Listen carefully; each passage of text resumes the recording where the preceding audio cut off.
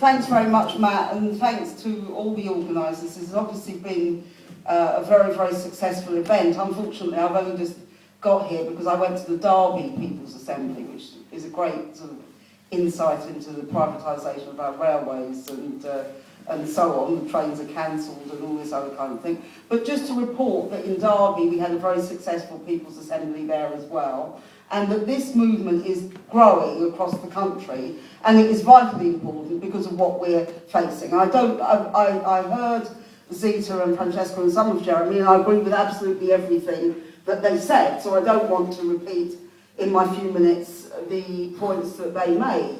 I think we're all agreed, or I hope we're all agreed, that there are two things really that we need to do to defeat this austerity. We have the most vicious government. We have a government which has absolutely no mandate, and in the 18 months that it still has left before an election, it is determined to do everything it can to destroy the welfare state, the health service, our education system, absolutely everything. And in the process of doing so, to scapegoat and marginalise as many people as they can. And Zita's explained that in terms of black people, but it's true across the board that this is what is going on. We have a very big enemy here, and we need to get organised to fight this enemy. It's as simple as that in my view. That means we need two things. The first is that we need to unite.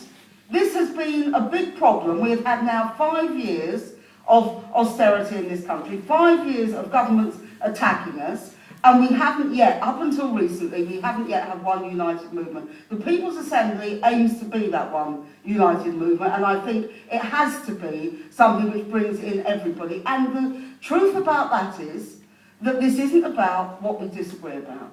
There are all sorts of things that we disagree about, to do with big questions and small questions, what we prioritise, what our political analysis, all these different kind of things. We have different about it. The real question here is what we agree about and what we can unite around. And what we can agree about is we don't like this government, we don't want Labour following the same kind of policies, we don't want any austerity, we don't want any cuts, and we're absolutely sick and tired of the poorest people in this society but having to carry the can and being blamed all the time for what is going on. Surely we can unite around those questions.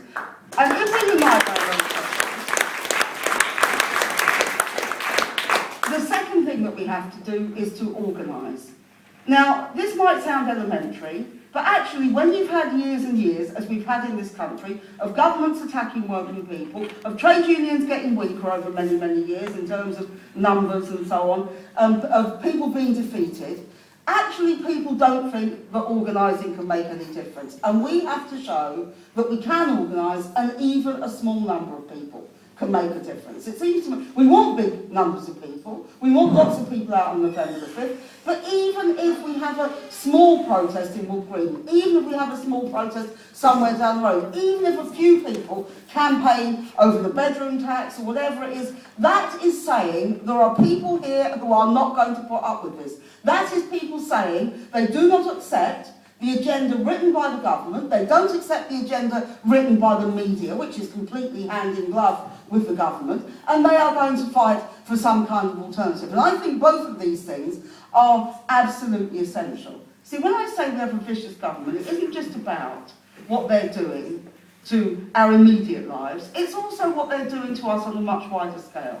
When you have the Prime Minister of Malta, who refers to the Mediterranean Sea as a cemetery, because people are drowning every week because of the hideous immigration laws that we have in Europe. And these are people who, by the way, nearly all of them are escaping from wars. They're people who've come from Syria, they're people who've come from Eritrea and Somalia, who are desperate to get away from the terrible situation which they find themselves in. There's lots of crocodile tears shed for them on the news all the time, terrible about wars, humanitarian crisis and so on. Nothing is done to concretely help these people. Why don't we say they should all be able to come in to this country? After all, we created a lot of the wars in the first place. The biggest single number of refugees in the world are from Afghanistan and Iraq, the countries where we have been involved in major wars over the last 12 years. Now, it seems to me we have a responsibility. We have a responsibility to those people. We have created the mess, and they have a right to say that we have some duty to look after them. And we also have I think, a basic human duty, that when you see people, I wouldn't want to have to get in a boat and not know whether you're going to drown or not, and not know whether you'll ever get to the destination that you want to get to, and even if you do get to the destination, to be in the most miserable conditions and frightened of being deported and all the other things that people are saying. If I don't want to do it, why should I want anybody else to have to do this? It is an uncivilised and brutal system that allows this kind of thing to happen. And this goes right across the board.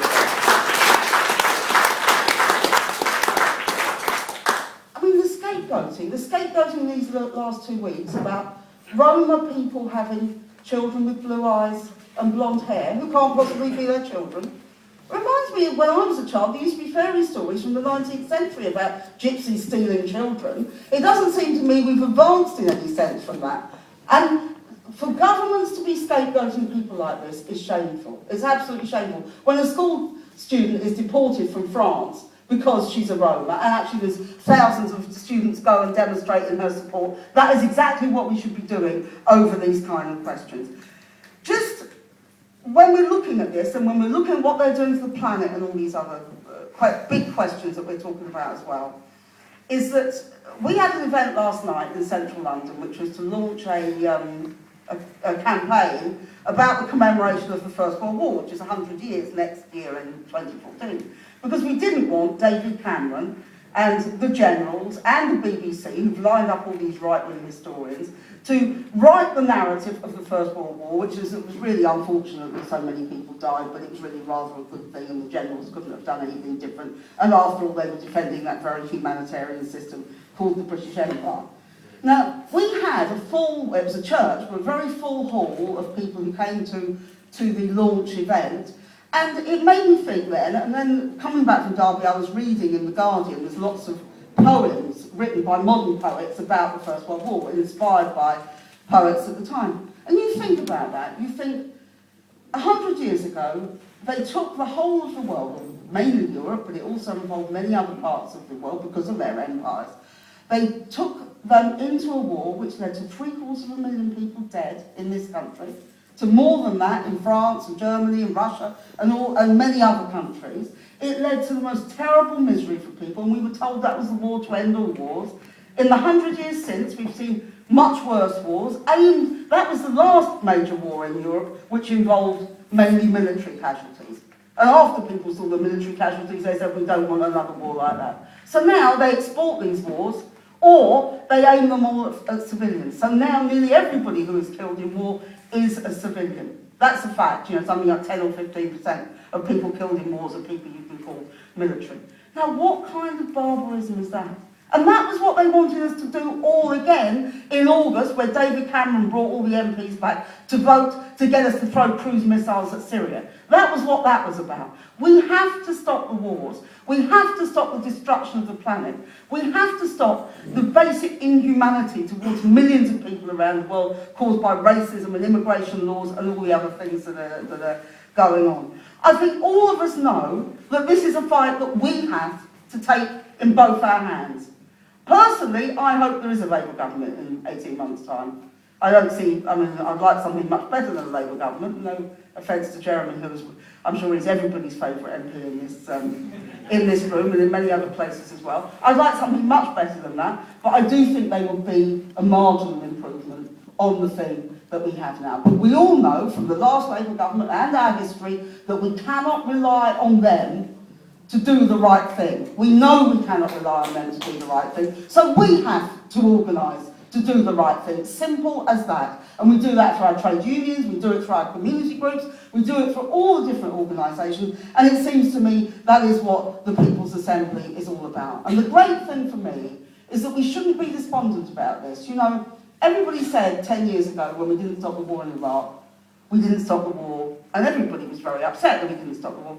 But this August, the MPs did what they didn't have the guts to do 10 years ago and voted against the war, and that's because of what we did 10 years ago and over Lebanon and over Libya and all those other things.